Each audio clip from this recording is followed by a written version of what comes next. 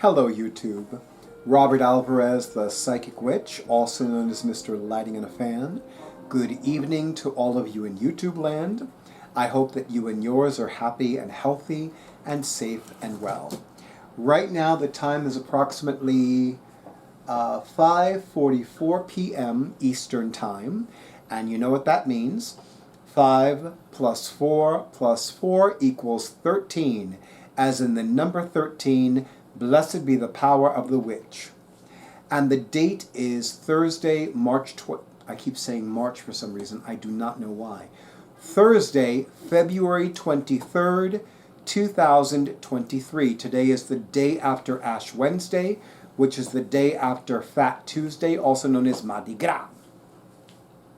And today we are on the verge of concluding this More Than a Walkthrough series starring the Mystic Male Tarot, illustrated by the late and great John C. Jennison Jr. And here we have Key 19, the Sun. But first, I'm going to have Drake, more commonly known as my awesome audiovisual person for my YouTube videos, do a close-up of the back of the card design. I have raved about this gorgeous, beautiful, amazing back of the card design for as long as I've had this deck, for as long as I have been doing this More Than a Walkthrough series. I love it. I love it. I love it. And here is the Sun, courtesy of the late and great John C. Jennison Jr. Check out that booty, baby. Booty, booty, booty.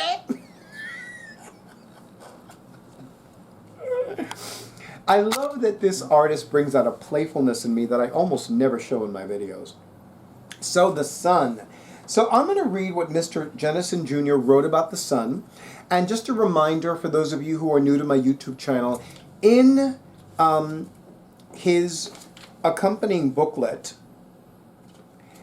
basically, when a card is upright or right side up, it's right side up, or rather upright or right side up. But when it is reversed or upside down, it is expressing the shadow side of that card.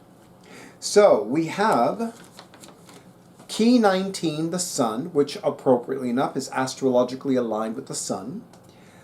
And I'm going to hold up the card as I read. A time of warmth and positivity will help lead you to great success. When everything is visible and ready for growth. The shadow side is being overly optimistic. Allowing your inner child or nostalgia to take over could cause setbacks. Now, I have often associated the Sun card with inner child work. And in fact, I remember vaguely, but I do remember that looking at this Sun card, looking at the Sun card one time in a client's reading, and I felt that the Sun card was spotlighting doing inner child work for that client. And of course I told the client this. Now, I think it's safe to say that the Sun card is one of the most positive of the major arcana cards, but for those of you who have had readings with me, you know that when it comes to cards, I do not look at a card like this is a good card, this is a bad card. I look at cards or any other divination system that I use, runes, palmistry, etc., as this is either empowering the client or disempowering the client.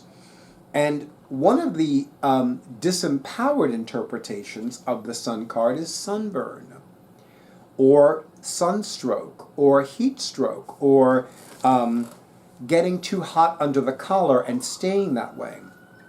So when it comes to the Sun card, I do look at this card as this is about empowering the client to move forward, to take the last steps to achieving their goal or manifesting their desired intention. And of course, living in a city. But the other thing that I'm going to say about the Sun card is that it really is a reminder of one's inner radiance and bringing that inner radiance outward, from within to the without, from the inner to the outer. And I love the tilt of the Sun's face. I really dig that from an artistic and a visual perspective. I'm actually not going to say anything more about the sun, simply because, and I must admit, I'm not fond of saying that a card is self-explanatory, but the sun card is a card that doesn't necessarily have a lot of layers to it. Like, let's say the moon card, that has a lot of layers. But the only other thing that I'm going to say about the sun card is that it is definitely about healing one's inner child, and definitely I can see the need for doing shadow work to accompany the inner child work. Actually, I thought about something else, and I was taught this by my personal psychic advisor, Roger Pratt. When the sun, the moon, and the stars come out, it means the client is going to be on TV. Now, it just so happens that I have been on TV before, although it's been a while, but I digress. I want to thank the spirit of the late and great John C. Jennison Jr. for creating a beautiful gay male-themed majors-only tarot deck that I happily purchased and happily contributed to its Kickstarter campaign.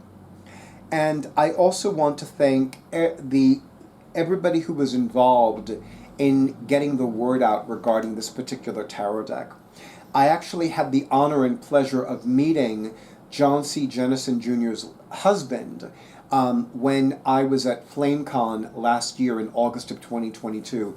Beautiful individual, lovely energy, and of course I was very happy to meet their dog, whose name was Peter Parker. Such a cutie, such a cutie. Okay, and of course, thank you to all of you in YouTube land for honoring who I am and what I do, and for all the likes, all the comments, all the shares, all the subscriptions to my YouTube channel, and of course, thank you also for honoring Drake, more commonly known as my awesome audiovisual person, for everything he does as well.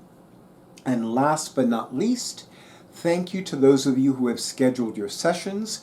I am looking forward to consulting the Oracle for you, or conducting an energy healing treatment for you during your divinely appointed time and date.